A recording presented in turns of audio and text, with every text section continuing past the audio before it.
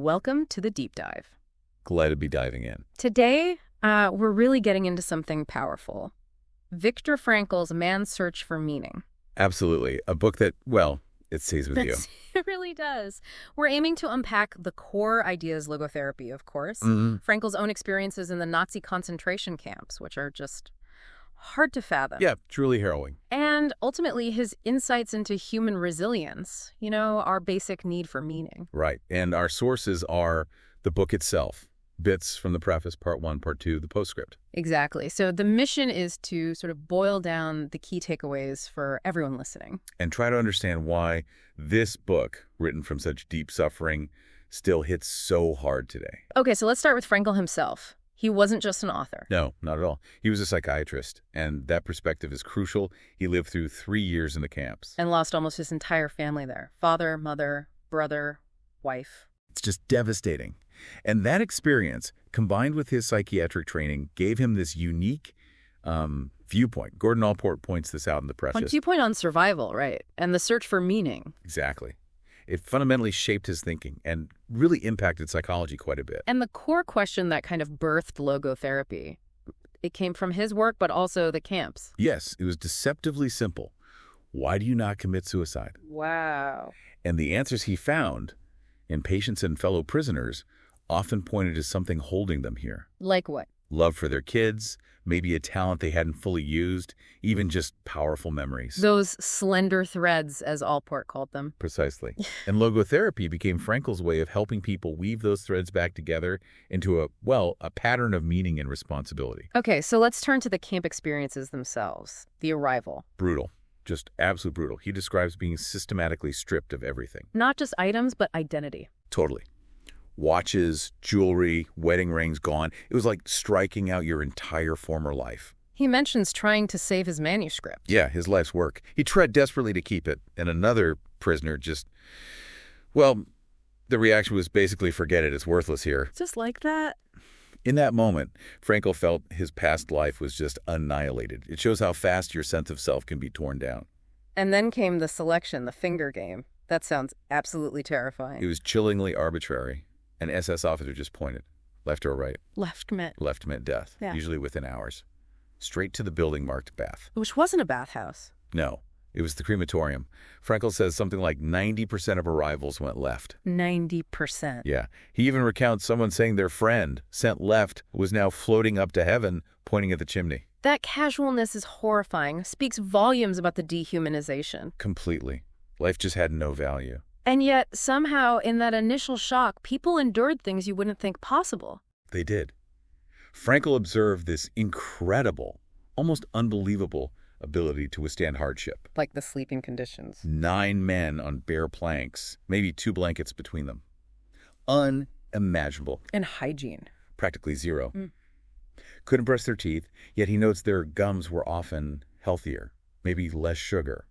They wore the same rags for months. And interestingly, he notes there wasn't much overt sexual behavior in the all-male camps, likely due to the starvation and just the intense focus on staying alive. It really challenges assumptions, doesn't it? Totally. Suicide must have been a constant thought, though. Frankl himself decided against running into the wire. Yeah, absolutely. Touching the electrified fence. It was always there as an option. Yeah. Frankl had his own reasons, his convictions for choosing life. But he also mentions a grim kind of logic. Yeah, a dark calculation. Life expectancy was so incredibly low anyway, right? That in that initial shock, even the gas changers might have seemed horrifically like a less awful end than doing it yourself. It shows the depth of despair. Survival became a kind of grim science. What was the advice from the veterans? Sark. Utterly practical. Just about looking useful. Like shaving. Exactly. Shave daily. Use glass. Trade bread for it if you had to. Look younger, fitter for work. Because if you didn't, you risk being labeled a Muslim. That was the term for someone who looks sick, finished, unable to work. And their fate. Almost certainly the gas chambers. So yeah, stand tall, look capable, avoid that label at all costs. That initial shock, though, it couldn't last forever. What came next psychologically? Phase 2, he calls it. A kind of apathy. An emotional death. A defense mechanism. Had to be. Against the nonstop torture, the degradation, those intense feelings, longing for home, disgust at the filth they started to numb. He gives an example about cleaning latrines. Yes. New prisoners forced to clean excrement, punished brutally if they showed any disgust, eventually even witnessing punishments. The reaction became blunted, detached. A way to survive mentally. It seems so. You just couldn't sustain that level of emotional response. And with that numbing, did the focus shift? Massively. Onto food. Hunger was all-consuming. Obsessive. Completely. He talks about the agony of waiting for the tiny ration of bread or watery soup. The debates, eat it now, save some. Even just touching the bread became significant. A tiny crumb felt like a huge comfort.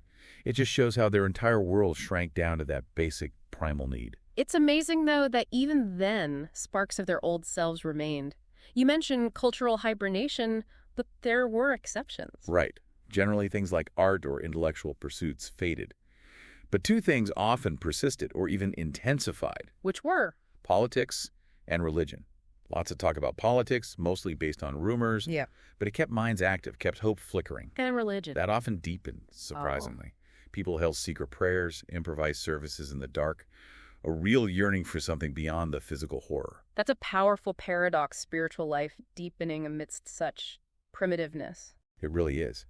And Frankl noted that sometimes those with richer inner lives, maybe not the physically strongest, actually coped better psychologically. They could retreat inwards. Exactly. Find a kind of spiritual freedom their captors couldn't touch. He shares that incredibly moving story. About thinking of his wife. Yes. During a forced march, he and another prisoner, without a word, were both intensely picturing their wives. And that led to a realization. A profound one. That love is the ultimate and the highest goal to which man can aspire. And salvation comes through love and in love. Wow, even there. Even there. It shows the enduring power of human connection, of meaning. And even humor, incredibly, found a place. Yes, a very dark kind of humor, but humor nonetheless. Frankl called it a weapon of the soul. How so? It offered tiny moments of detachment, a way to rise above the situation, just for a second. He tells his surgeon friend to practice camp commands for his future operating room. Action. Action. The absurdity of it. Right. And the sheer joy when a transport train didn't stop at Mauthausen, which was notorious.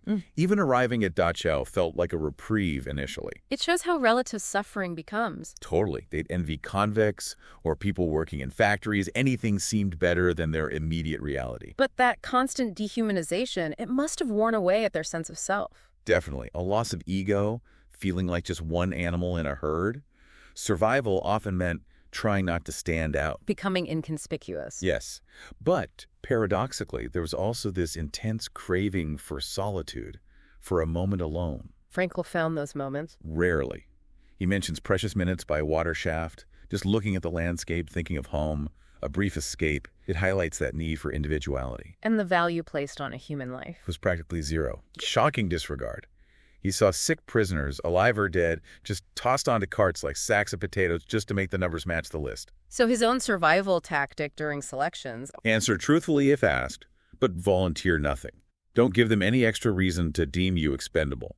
A grim reality. Hope seems absolutely critical in all this. Or the lack of it. Crucial. Frankl saw a direct link between having faith in the future and the will to live. The story of the composer. Devastating. He dreamed liberation would come on March 30th. It became his focus. And when it didn't? He became ill and died the very next day, March 31st. His hope was gone, and seemingly his body followed. And this wasn't isolated. No. Frankl noticed a spike in deaths between Christmas 1944 and New Year 1945. Hopes of being home were crushed, and the death rate climbed. It brings that Nietzsche quote to mind. He who has a why to live for can bear with almost any how. Frankl saw that lived out. Giving people a future goal, any goal, was vital. Which leads us right to a central idea in logotherapy, finding meaning in suffering. Yes. He realized the question isn't always, what is the meaning of life, in some abstract sense? But rather, what does life expect from me right now in this situation? What's the right way to act, to behave? So meaning isn't fixed. Not at all. It's personal, specific to the moment and the individual. And crucially, even in suffering, there's a task. A task. An opportunity for growth, for finding a deeper meaning in how you face that unavoidable suffering. He quotes Rilke. how much suffering there is to get through. And tears weren't weakness. No, they were a sign of courage. The courage to actually feel and bear that suffering. Were there efforts inside the camp, psychological efforts, to help people find that why? Yes, both individually and to a limited extent collectively. Frankl himself did this. What did that look like individually? Trying to prevent suicide by reminding someone what life still held for them. A child waiting back home, maybe unfinished work. Like the scientist with his books. Exactly. Reminding him that his work still needed him. Collective therapy was harder, obviously. But examples mattered. Hugely. A block warden who acted with basic human decency could have a massive impact. Positive role models were lifelines. He describes a moment in a dark hut. A really powerful moment. After bad news, tensions high. He spoke to the men. About their losses, yes, but also about the future's potential, the past's unchangeable value, and that life still had meaning. Even in suffering, even facing death. Suggesting someone was watching? Yes, maybe a loved one, maybe God. Watching and hoping they would suffer proudly, with dignity. It was about framing their suffering. This really brings us to the core of logotherapy itself, the will to meaning. Right. Frankl argued this is our primary motivation. Not pleasure, like Freud might say, but this deep-seated drive to find purpose in our lives. And when that drive is blocked? That's what he called existential frustration. It's not necessarily a traditional neurosis stemming from childhood. It comes from somewhere else. From the pneudological dimension, he called it our spiritual mental core. It can lead to neurogenic neuroses. Like the example of the diplomat. Exactly. Someone feeling empty despite success. The issue wasn't his father complex, as his analysts thought, but a lack of meaning in his work. That's existential frustration. And if that frustration persists, it leads to the existential vacuum. Yes, that feeling of inner emptiness, meaninglessness, often showing up as boredom. A very modern phenomenon, he thought. Why modern? He felt we'd lost the guidance of animal instincts, and the traditional values that once gave life structure were fading, leaving a void. He even noticed it more in American students back then. Yeah, an interesting observation. Right. Maybe reflecting different societal pressures or freedoms at the time. So, if this vacuum is a problem, how does logotherapy suggest we fill it? How do we find meaning? Logotherapy points to three main pathways. Okay, what are they? 1, creating something through work, a deed, making something new. Right. 2, experiencing something or encountering someone, beauty, nature, truth, and especially love. And 3, the attitude we take towards suffering we cannot avoid. So meaning isn't just about achieving big things. Not at all. It can be found in the smallest moments, the seemingly bleakest situations, like that young woman in the camp. With the chestnut tree. Yes. Facing death, she found meaning just looking at that tree, its blossoms. She felt it saying, I am here. I am life, eternal life. That's incredibly powerful, finding meaning right there. Exactly. Which leads directly to another key idea, tragic optimism. Tragic optimism, what does that mean? It's the ability to stay hopeful, to find meaning, even when facing what Frankl called the tragic triad. Which is? Pain, guilt, and death. The unavoidable dark spots of human existence. And optimism is still possible. Yes. He gives the example of Jerry Long, paralyzed after an accident. And he found meaning. Profound meaning. He believed his disability would actually help him help others. That's tragic optimism. Finding purpose within the tragedy. Precisely. Or the Polish doctor, defining heroism as facing death with dignity when you can't fight back.